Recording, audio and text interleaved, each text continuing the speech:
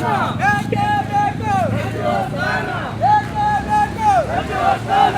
ಎಲ್ಲಿವರೆಗೂ ಹೋರಾಟ? ಎಲ್ಲಿವರೆಗೂ ಹೋರಾಟ?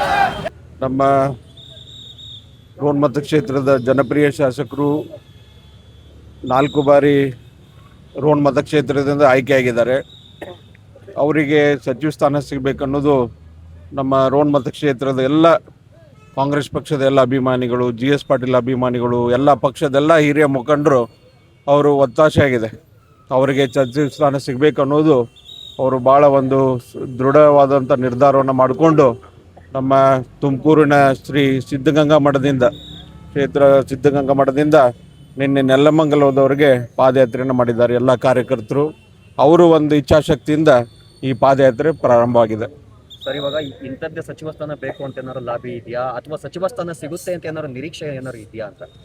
ಸಚಿವ ಸ್ಥಾನ ಸಿಗುತ್ತೆ ಅನ್ನೋದು ನಿರೀಕ್ಷೆ ಇದೆ.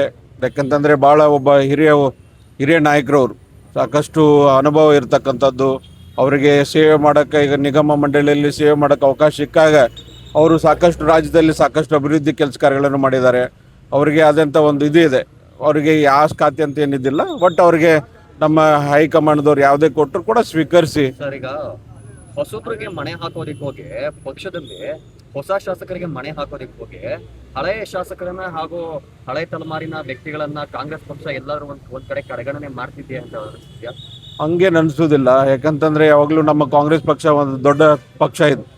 ಎಲ್ಲರೂ ನಾವೆಲ್ಲ ಸಮಾನತೆ ರೀತಿಯಲ್ಲಿ ತೆಗೆದುಕೊಂಡು ಹೋಗ್ತಕ್ಕಂಥದ್ದು. ಎಲ್ಲ ಸರ್ವ ಜನಾಂಗದವ್ರನ್ನ, ಸರ್ವ ಜಾತಿಯನ್ನು, ಸರ್ವ ಧರ್ಮದವ್ರನ್ನ ಇವತ್ತೆಲ್ಲರನ್ನೂ ತೆಗೆದುಕೊಂಡು ಹೋಗ್ತಕ್ಕಂಥದ್ದು. ಅದು ನಮ್ಮ ಕಾಂಗ್ರೆಸ್ ಪಕ್ಷದ ತತ್ವ ಸಿದ್ಧಾಂತ. ಅದರ ಮೇಲೆ ಎಲ್ಲರೂ ನಮ್ಮ ಹಿರಿಯ ನಾಯಕರು ಎಲ್ಲರೂ ಕೂಡ ಅದನ್ನು ನೆಟ್ಕೊಂಡು ಹೋಗ್ತಾ ಇದ್ದಾರೆ. ಸರ್, ಇವಾಗ ಪಾದಯಾತ್ರೆ ಬೆಂಗಳೂರವರೆಗೂ ನಡೆಸ್ತೀರಾ? ಇವತ್ತು ನಮಗೆ ಸಿಟಿಯಲ್ಲಿ ಹೋಗೋಕ್ಕೆ ಅವಕಾಶ ಕೊಡ್ತಾ ಇಲ್ಲ. ನಾವು ನಾವು ನೆಲಮಂಗಲದಿಂದ ಫ್ರೀಡಮ್ ಪಾರ್ಕ್ವರೆಗೂ ಪಾದಯಾತ್ರೆ ಮಾಡ್ಬೇಕಂದಿದ್ವಿ. ಇಲ್ಲಿ ಅವರು ಪರ್ಮಿಷನ್ ಕೊಡ್ತಾ ಇಲ್ಲ. ಅಲ್ಲಿಂದ ಮತ್ತು ನಾವು ಎಲ್ಲಿ ಲಿಮಿಟ್ಸ್ವರೆಗೆ ದಾಟಿ ಅಲ್ಲಿ ಫ್ರೀಡಮ್ ಪಾರ್ಕ್ ಹೋಗೋಕ್ಕೆ ಅವರೇ ಅವಕಾಶವನ್ನು ಮಾಡಿಕೊಡ್ತಾ ಇದ್ದಾರೆ. ಸರ್, ಒಂದು ವೇಳೆ ಸಚಿವ ಸ್ಥಾನ ಏನಾದ್ರು ಸಿಗ್ಲಿಲ್ಲ ಅಂದ್ರೆ ಯಾವ ರೀತಿ ನಿರ್ಧಾರ ಕೈಗೊಳ್ತಾರೆ ಪಾಟೀಲ್?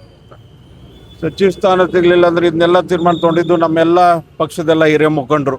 ಅವರು ಯಾವ ರೀತಿಯಾಗಿ ನಿರ್ಧಾರವನ್ನು ತೆಗೆದುಕೊಂಡು ಬೇಕಾದರೆ ಹಿರಿಯ ಅನುಭವ ಎಲ್ಲ ಇದ್ದಾರೆ.